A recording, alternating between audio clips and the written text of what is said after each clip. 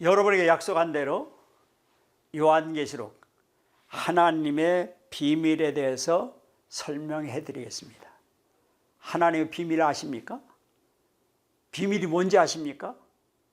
요한계시록을 읽기 싫어하는 이유가 그거예요. 비밀인데 그것을 알지 못하니까 답답해서 읽어야 은혜가 안 되는 거예요. 하나님의 비밀을 어떻게 알게 되는지 그걸 설명해 드리겠습니다. 그래서 4강 내용은 하나님의 비밀은 상징적 표현들이에요. 두 번째, 하나님의 비밀은 모르는 자들의 아지트가 되어버렸어요. 자기 멋대로 비밀을 파헤쳤다고 얘기를 합니다. 엉터리 없는 얘기를 합니다. 하나님의 비밀이 아니에요. 하나님의 비밀에 대한 혼돈의 학설들이 많습니다. 제 나름대로 이 비밀을 파헤쳤다고 파헤쳤는데 하나님 뜻이 안 된, 하나님의 의도한 것이 아닌, 하나님이 바라는 그 의미가 아닌 상징적 표현을 잘못 표현해주고 있어요. 그런 학설들이 이 땅 위에 1500년 동안 계속되고 있습니다. 자, 제일 먼저 비밀. 하나님의 요한계시록 하나님 비밀을 한번 보세요. 내가 7 금초대를 보았다 했는데 금초대가 뭐라고 생각하십니까? 뭐라고 생각하세요? 여러분 아실 거예요 벌써. 왜? 이걸 가르쳐 주셨어요. 내가 본 것은 내 오른손에 7별인데 7별은 뭐라고요? 7별의 비밀, 7별의 순금등재, 그걸 내가 너에게 가르쳐 줬다는 거예요. 그래서 하나님의 비밀인데 금초대가 뭘까? 7별이 뭘까? 좌우의 날선검이 입에서 나오는데 이게 뭘까? 했는데 이걸 상징적으로 표현해놓고 예수님은 내가 본 것은 하고 설명해 줍니다. 이게 요한계시록이에요.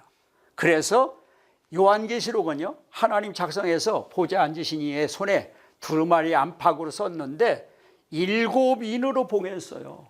아무도 못 보게, 비밀을 아무도 못 보게 봉하셨어요.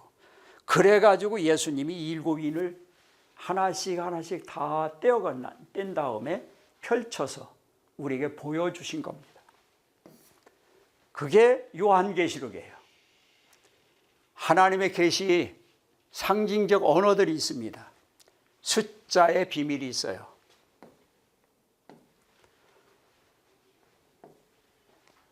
자, 12, 12, 12지파, 12사도, 12기초석, 12문, 이게 요한계시록에 기록되어 있어요.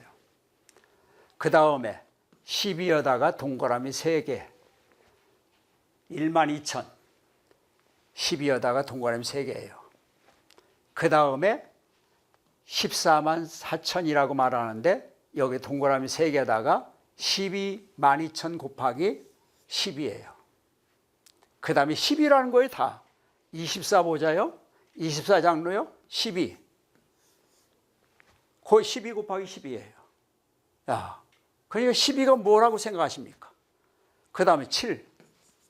교회, 7교회, 7별, 7금 등잔대, 7인, 7나팔, 7대접, 7뿔, 7영, 7천사, 7우레, 머리, 7재앙, 7왕. 7이라는 것이 뭘 얘기하고 있습니까? 그 다음에 666, 666. 666은 12 나누기 2 해보세요. 그럼 6이에요. 네. 그 다음에요, 16, 6자가 어디 6자입니까? 이 6자예요. 이건요, 여기 공세계, 1000. 네. 이걸 말해줘요. 공세계. 스타디온, 운동장이에요. 네. 그 다음에 12, 60일. 예. 10이란 60일이 있어요. 1260일이에요, 이게. 12. 그 다음에 60이란 말은 이 60이에요. 예. 짐승과 우리 성도들, 하나님의 인침받은 자에 관한 날짜. 그것을 42달이라고 말도 하기도 하고 3년 반이라고 말해요. 근데 어떤 사람은 전 3년 반, 어떤 사람은 후 3년 반 해서 이게 7년 대환란이라고 말합니다. 이건 성경에 없어요. 3일 반, 사흘 반, 한때, 두때, 반때, 여기 3년 반이라는 말만 있어요. 여기 1000년, 이것도 1에다가 동그라미 셋을 쓴 거예요.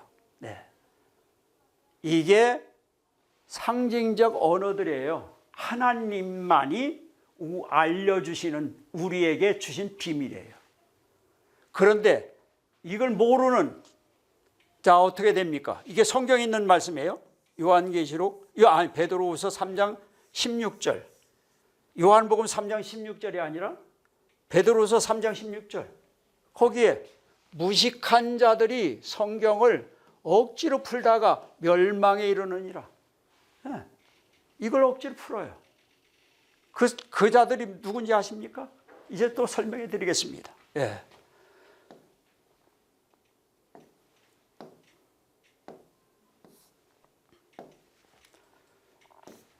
숫자만이 그런 거 아니에요. 하나님의 계시의 상징적 언어들은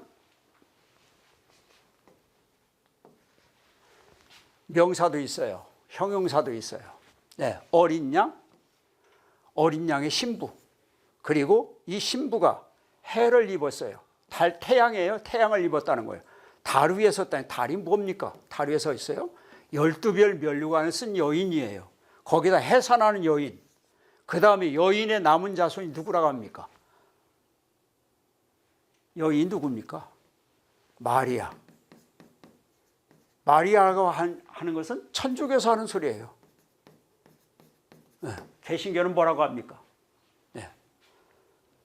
그 의미를 알아야 여러분들은 요한계시록을 잘 알 수 있어요. 그 다음에 붉은 짐승. 붉은 짐승은 사탄이에요. 사탄을 붉은 짐승이라고 말했어요. 거기 성경 요한계시록에 기록되어 있어요. 열불짐승, 7머리, 이걸 말합니다. 열불짐승이 또 있어요. 열불짐승도 뿔이 10개, 이 사탄하고 똑같아요. 그러면서 7머리도 똑같아요. 그런데 붉은 짐승하고 열불짐승이 이게 1, 이게 2예요. 그 다음에 두뿔짐승이 또 있어요. 두뿔짐승은 어린 양 같은 짐승, 어린 양 같은데, 어린 양은 누굽니까? 예수 그리스도 같은데 어린 양 닮은 듯한데 짐승 말을 해요. 이게 요한계시록이에요. 이게 뭡니까? 이게들이 뭡니까? 그 다음에 땅의 왕들과 간음한 여인, 음녀, 음녀가 있어요. 그리고 붉은 짐승을 탄 음녀가 있어요. 붉은 짐승이 뭐라고요? 이 짐승을 탔다는 거예요. 그리고 많은 물 위에 앉아있는 음녀가 있어요. 음녀가 뭡니까? 뭘 얘기합니까? 그런데 성경은 이걸 잘못 해석하면 어떻게 됩니까? 베드로서 1장 20절에 첫째 알 것은, 성경의 모든 예언은 자신의 것으로 해석하지 말라. 이단들이 다 자기 것으로 해석한다는 거예요. 성경에 이미 예언해 놨어요. 이단들이 행태가 어떻다는 것, 자기 것으로, 이만희도 자기 것으로, 또 그 위에 모든 사람이 다 자기 것으로 만들어 놔요. 성경을.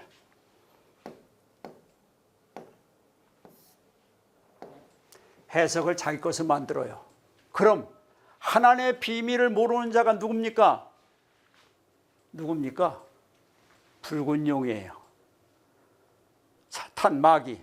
여기 성경에 말이었어요. 요한계시록에 사탄이라고 말합니다.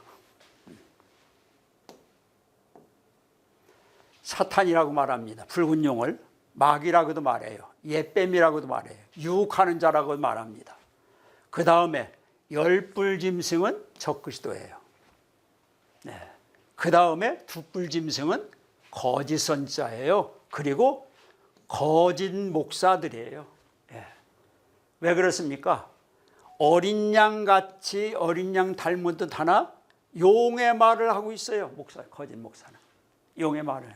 그래서 두뿔짐승이라는 거예요. 그래서 짐승이 왜 이 붉은 용, 열불짐승, 이 짐승들이 왜 나쁘냐? 짐승이 입을 벌려서 과장된 말을 해요. 이게 성경 요한계시록에 있는 말씀이에요. 하나님을 뭐합니까? 비방하고 말은 용처럼 말을 합니다. 이러기 때문에 마귀라는 거예요. 적그리스도라는 거예요. 그리고 거짓 목사하고 거짓 선지자예요.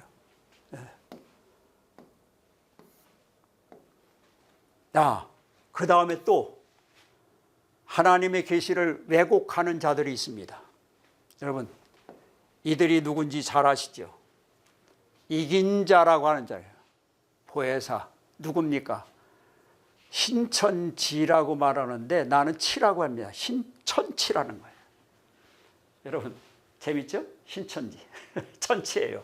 왜? 모르니까. 하나님의 계시를 모르면서 아는 체 하니까 천치예요. 이만희? 예. 이만희라고 합니다. 왜 이만희라고 하는 거야? 내가 여기다 이 만희를 쓰면 이게 고소당해요. 그래서 내가 이만희라고 쓴 거예요. 네. 그리고 자칭 재림예수라는 분들이 있어요. 문선명, 요즘 잡혀 들어가는 한학자, 박태선이, 구인의, 이재력이 다 자칭 자기 것으로 만들어서 자기를 상징적 표현을 다 자기 것으로 만들어 해석한 자들이에요.